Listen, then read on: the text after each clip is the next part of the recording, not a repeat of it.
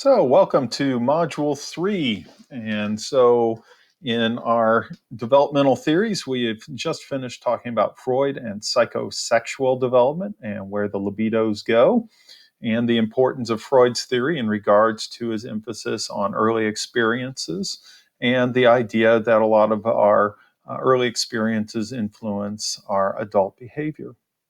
So in Module 3, we're going to look at Erik Erikson and his work in regards to psychosocial development. Now, remember when we talked about Freud, it was psychosexual development. We were talking about how everything kind of migrated around in a sexual or libido manner that drove stage development. Well, in Erikson's stages, what we are now seeing is that it's based on psychosocial conflicts that are resolved along a continuum from very positive to very negative, okay, and then hopefully somewhere in between. And it determines whether we have healthy or maladaptive kind of outcomes later on in adulthood. Now, whether the conflict of a particular stage is successfully resolved or not, the individual's kind of pushed on by biological maturation and the various social demands, the ones that we were talking about back in chapter 1, onto the next stage. Okay, so if you do have an unsuccessful resolution of one of these social conflicts, psychosocial conflicts, it is going to influence how the next stages play off. The other thing to know about Erik Erikson, and he's up there in that upper left-hand corner that you're looking at right now, is that these development stages mirror those of Freud's, the first 5.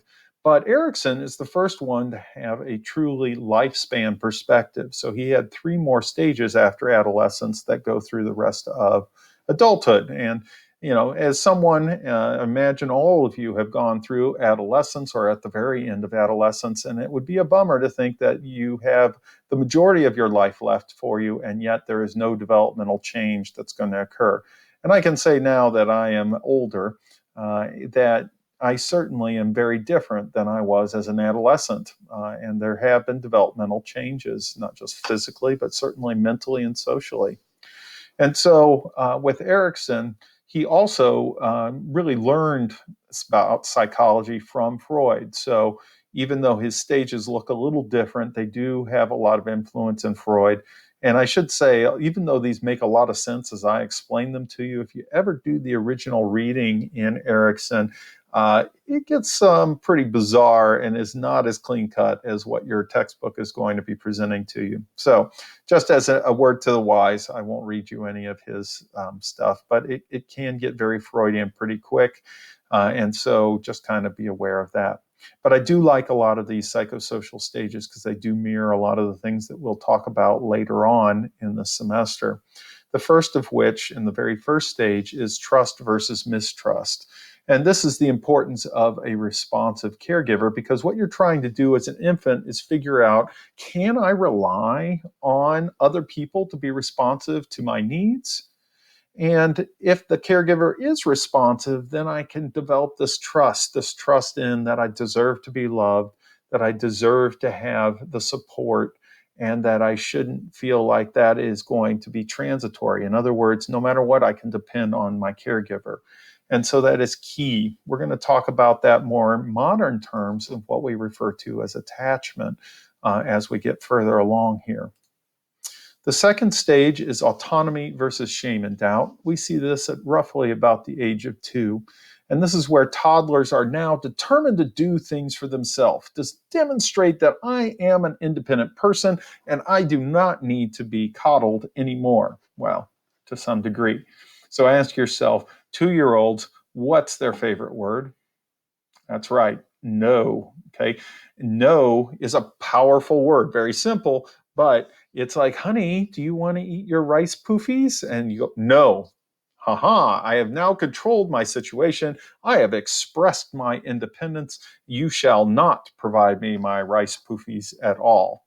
And so it is kind of that development, the feeling I have now control over my environment, and I can make my demands heard through the words of no or my behaviors. And so that's one of the big things, is developing some independence. Some other examples I've had of independence is like trying to teach a child to tie their own shoes, and they go, I do it. And that is their frustration in they want to prove that they are capable of controlling their environment and doing things on their own, being independent. Okay. Third stage, initiative versus guilt. You see this around ages 4 or 5. This is where they begin to develop a sense of purpose. They devise plans.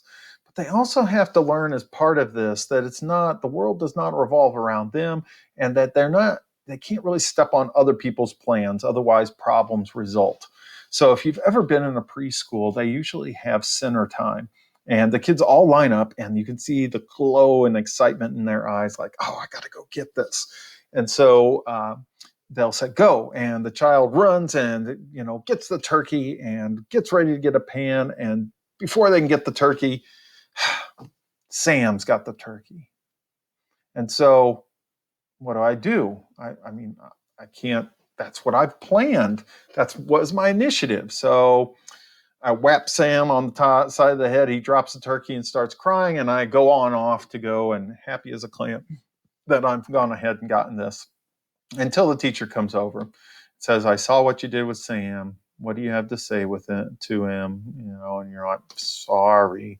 Now you want to go ahead and give him the chicken. Okay.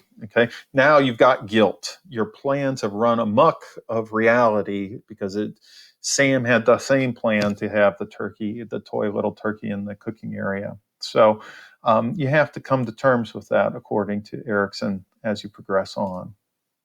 Next stage around school-age children is industry versus inferiority. That's the idea that you have a sense that you can produce things, that you can master important cognitive skills and social skills. So things like learning how to read. That is an incredibly powerful thing. And if you've ever been around a child who learns how to read, boy, they puff out their chest and they look very proud of themselves as they go forward, saying like, I can do that. And so if you can't, though, you can see where the inferiority would eventually develop. Next, and probably the best of all of the stages of Erickson, is this identity versus role confusion. The idea is that as an adolescent, and in our society, our modern society, that as an adolescent, we give you the time to figure out who you are, where you're heading, what are you like, where do you fit in?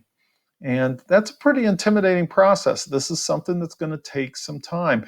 But if you don't achieve it, you're going to feel yourself to be somewhat lost. And so it's a really big deal because it rolls into our next stage, which is where we suddenly now start to get a little bit beyond where Freud left off. Remember, Freud left off at the genital stage in adolescence. He had nothing to say about young adulthood. But Erickson said this is the point in time when we develop intimacy or have isolation. And intimacy is where a young adult would want to meld their identity with somebody else to achieve intimacy. But this can only happen if you have a sense of yourself. If it doesn't, you can become too enmeshed. And so an individual either will feel like every time they go forward, but they feel like they're being subsumed by their partner who has an identity, they may draw apart because they just don't have that, like, that's who I'm going to be able to depend upon. Or you have the opposite, where the individual without an identity gloms on really tight to the other individual in the partnership and just lives through them, which can get wearing for that other person. And eventually, if you break up, this person has a really hard time in dealing with it. And so that's the issue of the intimacy versus isolation. If you haven't resolved the identity back in adolescence, your intimacy is bound to fail and result in isolation, according to Erickson. Now we have a lot of years that go by until we get to the 7th stage, which is generativity versus stagnation. And this is the idea of gaining a sense that you've produced something that's going to outlive you, okay? And that's the generativity part. And usually that thing that's going to outlive you is your offspring. So your children, your nieces, your nephews, something that you are able to give part of yourself, your values, your experiences to the next generation so it outlives you. And then if you don't have those abilities to do that or opportunities, that it'll result in stagnation. The last of the 8 stages of his lifespan perspective that Erickson talks about is integrity versus despair, where you try to find a sense of meaning of your life that's going to help you face the inevitability of death. And that when you do and engage in something called a life review, that you will be able to go on and pass on in peace. Okay, so those are the 8 stages that Erickson talks about. And on this next slide, it's a bit busy. I will grant you that. But here's a comparison between Freud's psychosexual theory, which we went over in Module 2, and Erickson's psychosocial theory, which we're currently going over. And you can see some of the similarities and differences in the two theories. Now, as far as Erickson's theory, it is more of an emphasis on the adaptive, rational nature, on the interaction between our biology and our social influences, and just generally is easier to accept than ones that Freud talked about. Erickson also really emphasized normal development, and that you have to understand this development within the structure of someone's culture. And of course, culture is coming up as one of those topics in development you just cannot ignore without just overlooking a lot of development overall. However, Erickson still has some of the same shortcomings that we see with Freud. It's sometimes vague, it's kind of difficult to test. So even though it is the first one to use a lifespan perspective and has a lot of intriguing ideas, it's very hard to measure those ideas. So it suffers from some of the same issues that Freud does. So what we're going to do in our following modules is do theories that we are absolutely able to prove, and there is tons of research on it. So we're going to discuss learning theory in the form of classical and operant conditioning. If you had an Intro to Psych course, which I'm assuming most of you have had, you probably will remember this because this is something that we go through frequently. So we'll go ahead and tackle that in Module 4.